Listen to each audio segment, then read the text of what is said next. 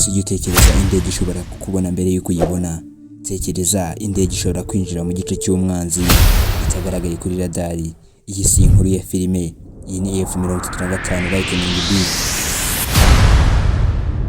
Indege y'intambara F-35 Lightning B ni imwe mu ndege z'intambara zo mu bihangano bya gatanu zateye imbere cyane ku isi.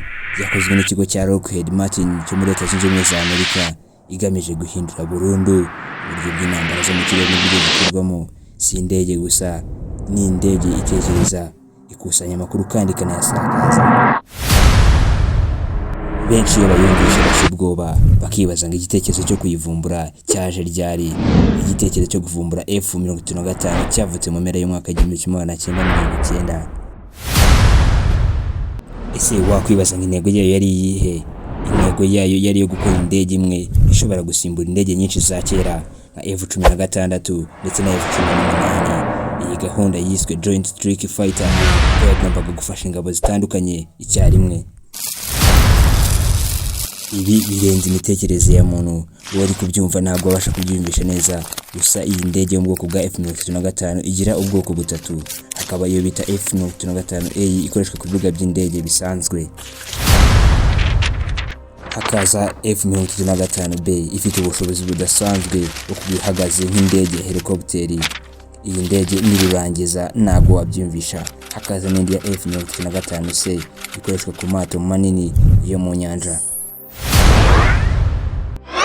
Ibi byose bigatuma igihugu cyumvishe ko ikigenzi cyayo gifite gishya ubwoba.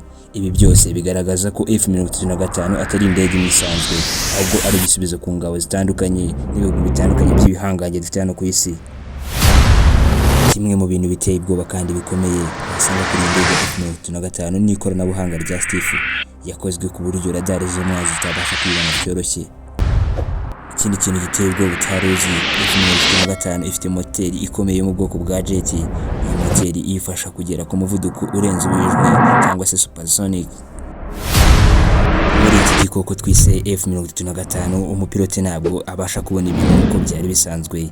Yambara helmet ifite ikoranabuhanga rihanitse igaragaza amakuru yose ajyanye n'intambara.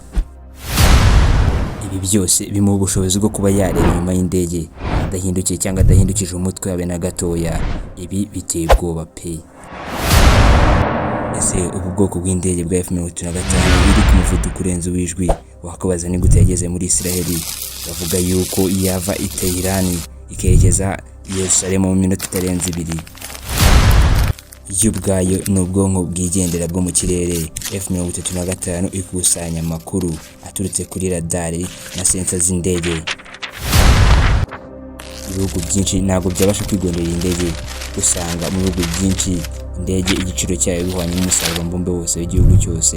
Bityo rero bikaba bitatuma indege nk'ingiyi yigonderwa n'ibihugu byinshi bitandukanye. Niyo mpamvu tuyisanga mu bihugu bikeya birimo Leta Zunze Ubumwe za Amerika, Ubutaliyani, Ubwongereza ndetse n'ibindi. Kuri wowe twabanye muri iki kiganiro kuva gitangira kugera ku musozo, njye mwabanye iri cyo nitegeka kora subscribe kugira ngo ibiganiro nk'ibi ntibigucike umunsi ku munsi.